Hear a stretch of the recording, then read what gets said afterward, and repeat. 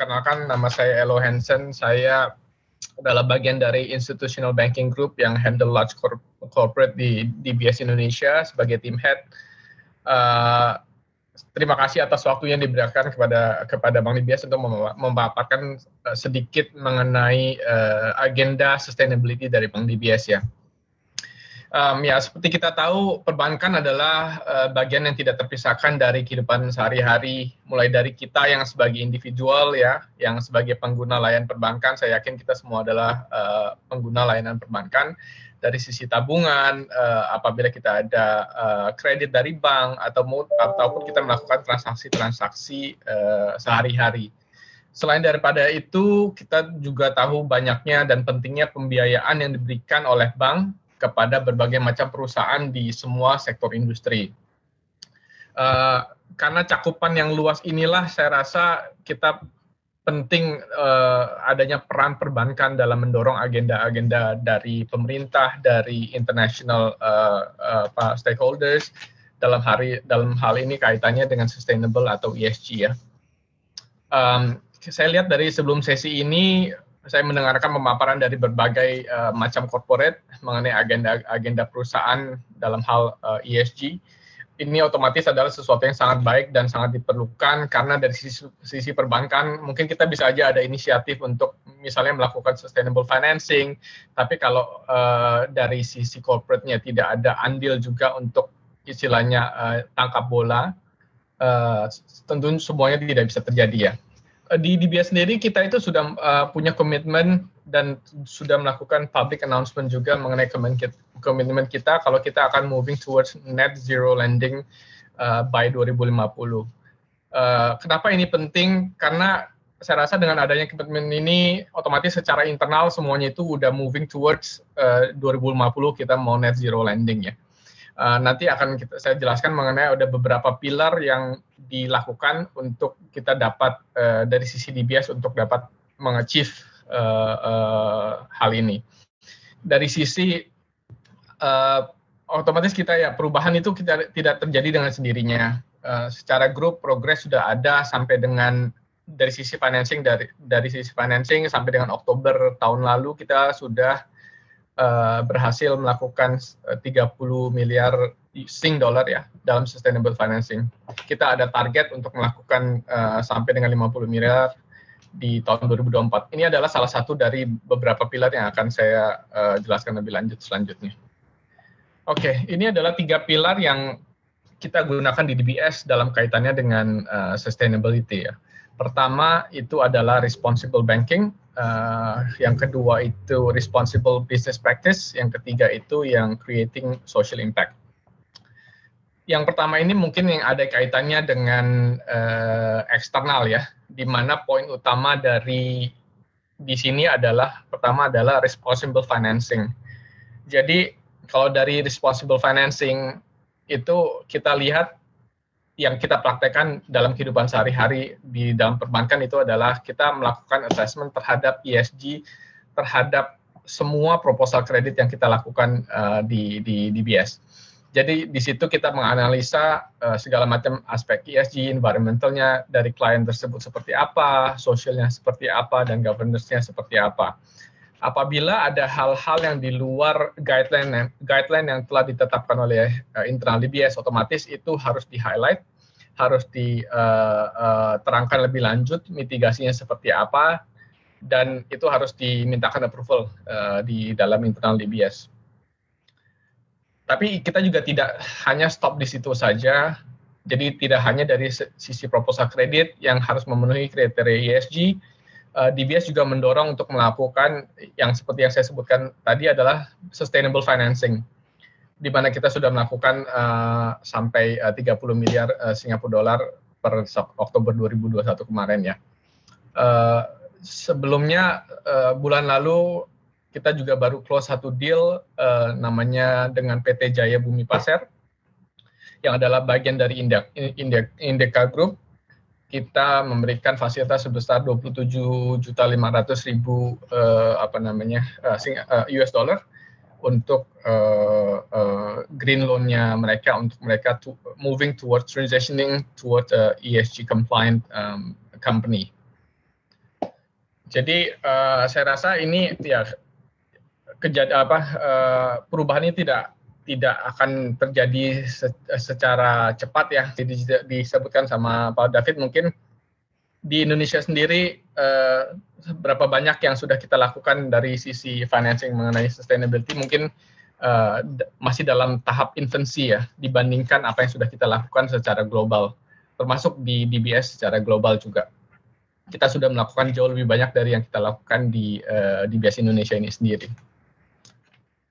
Oke, yang kedua adalah pilar kedua ini mengenai responsible business practice. Ini kalau dari yang pilar pertama itu kita kaitannya dengan eksternal, yang kedua ini kita kaitannya adalah internal ya, di mana internal governance yang terkait dengan daily business operation itu kita juga harus kontrol. Otomatis mungkin bisa dibilang kalau kita mau so-called bersih dengan financing yang kita lakukan keluar, internally kita juga harus melakukan bersih dari sisi sustainability dan ESG ya.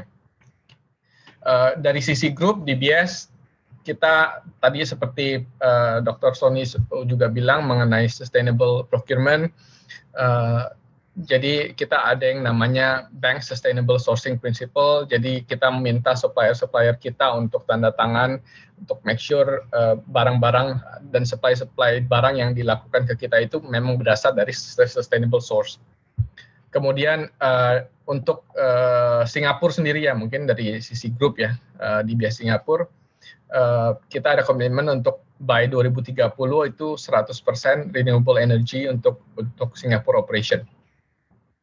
Selain itu, kita juga ada hal-hal yang kecil yang kita lakukan di dalam internal itu penghematan dari sisi kertas, penggunaan kertas dengan adanya e-statement ke klien kita dan secara internal. Kemudian kita juga participate in Earth Hour. Kalau lunch time kita lampu-lampu di kantor itu dimatikan. Begitu nanti sudah jam kerja lagi baru dinyalakan kembali. Itu sesuatu hal-hal yang kecil tapi yang memang kita sudah lakukan dari beberapa tahun belakangan ya. Kemudian dari sisi creating social impact, ini kita lihatnya dari beberapa hal, misalnya dari sisi karyawan kita kita ada annual volunteering ya.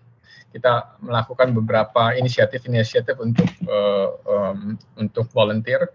Kemudian kita juga ada melakukan workshop dan juga pembiayaan terhadap social enterprise. Kita ada grants yang kita berikan kepada social enterprise yang terpilih.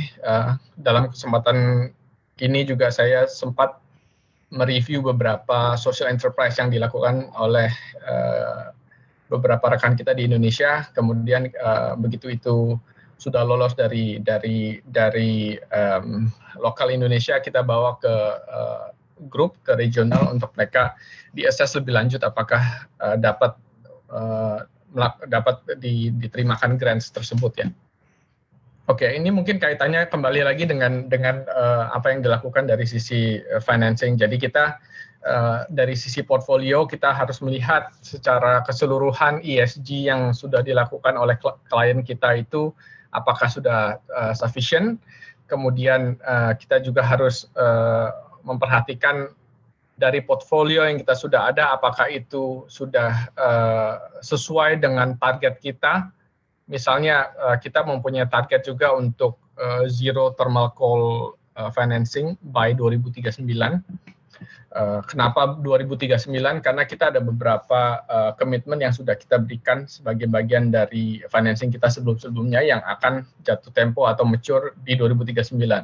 Otomatis dari sekarang sampai 2039 yang kita lakukan adalah untuk nasabah-nasabah baru yang berhubungan dengan thermal coal, di mana sebagian persentase dari revenue yang didapat adalah dari thermal coal, itu mungkin kita tidak bisa melakukan financing. Ada beberapa assessment yang lebih stringent untuk kita lakukan terhadap existing klien kita yang certain percentage dari revenue-nya juga adalah dari thermal coal.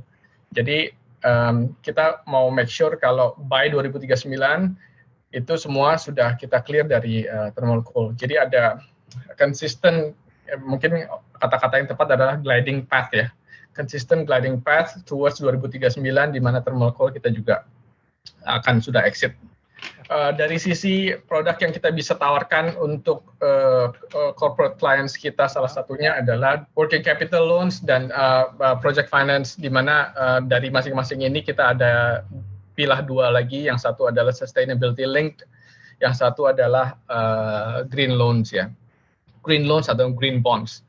Jadi perbedaan antara dua ini adalah kalau sustainability link itu fokusnya adalah terhadap KPI dari ESG di corporate clients tersebut.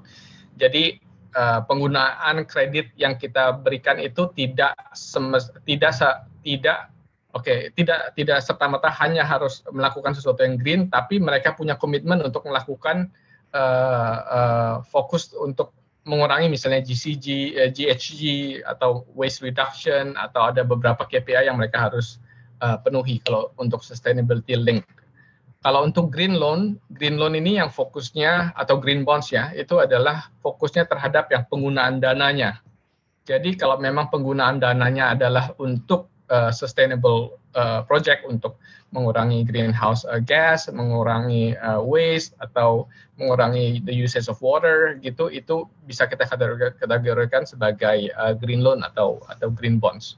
Ya, seperti saya bilang tadi, transition financing kita membantu grup dari Indika, Jaya Bumi Pasteur, untuk melakukan transition financing, karena kita tahu Indika beberapa bagian adalah coal related ya.